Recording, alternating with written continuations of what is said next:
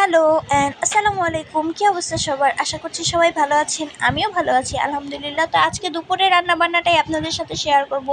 অবশ্যই পুরো ভিডিওটা দেখবেন আশা করছি। তো এখানে আমি ডাল সিদ্ধ হওয়ার জন্য বসিয়ে দিয়েছি, সাথে মিষ্টি কুমড়া ভেজে নিয়েছি, মানে কেটে নিয়েছি ভাজি করার জন্য। আর এখানে হচ্ছে মুরগির মাংস আমি খুব সুন্দর করে ধুয়ে নিয়েছি, সাথে পেঁয়াজ আর আলু আর পেঁপে কেটে নিয়েছি মাংস রান্না করার জন্য। আর এখানে কিন্তু ডালটা হয়ে গেছে, আমি বাগার দিয়ে দিয়েছি।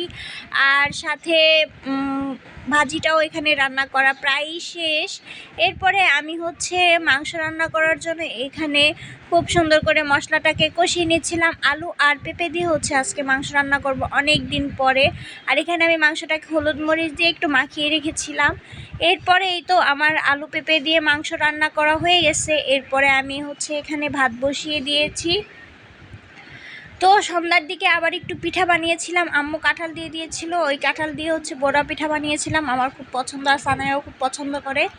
তো এই ছিল হচ্ছে পিঠার ফাইনাল লুক, অনেকগুলা পিঠা বানিয়েছিলাম। তো আজকের ভিডিওটা এই পর্যন্তই, দেখা হবে নেক্সট ভিডিওতে। আল্লাহ হাফেজ।